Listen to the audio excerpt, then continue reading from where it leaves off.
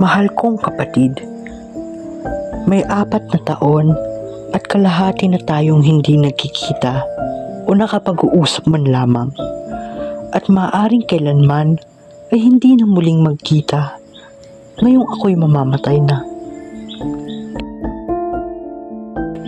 Dinaramdam ko na maiwan kang mag-isa upang magbasa ng buong bigat ng ating mga kaanak at ng ating matatandang magulang. Nagugunita ko ang kalakhan ng iyong hirap upang ako'y mabigyan ng isang karera. Hindi ko inaksaya ang panahon ko.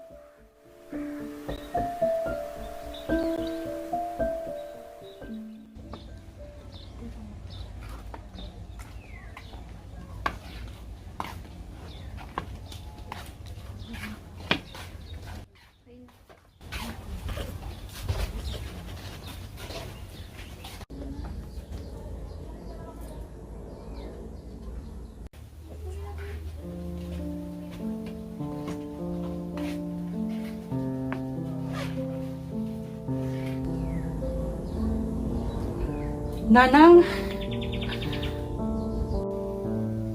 Nanang? Pepe?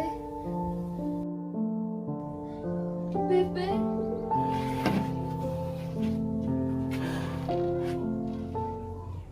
Pagkamatay ko po, hilingin niyo kaagad ang bangkay ko, Nanang. Dahil baka itapon na lamang nila ako kung saan. Ibaon niyo po ako sa lupa. Lagyan niyo po ng isang bato at isang krus. Ilagay niyo po ang aking pangalan, ang araw ng aking kapanganakan at kamatayan. Kung nanaisin niyo pong lagyan ng bakod ang paligid ng aking puntod, maaari niyo pong gawin. Wala lamang pong anibersaryo. Yun lamang po, Nana. Anak ko. Wala na pong iba. Pepe!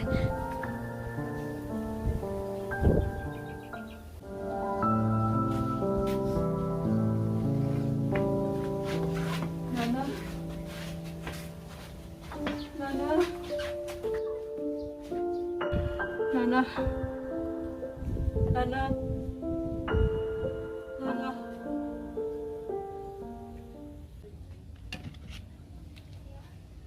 Regalo sa akin to ng mga tabera. Ihilingin ko sa mga opisyal na ipadala sa inyo ito pagkamatay ko.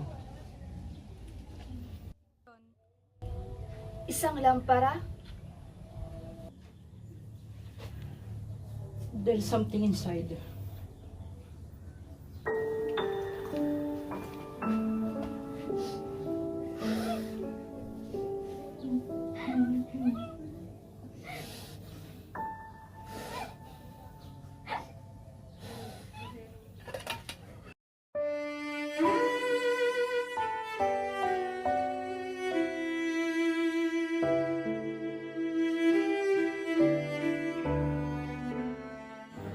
Marami akong pagkakasala.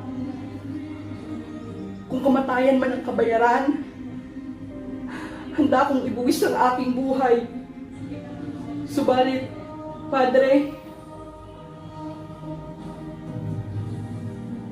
handa ka na ba talagang mabuwis ng iyong buhay?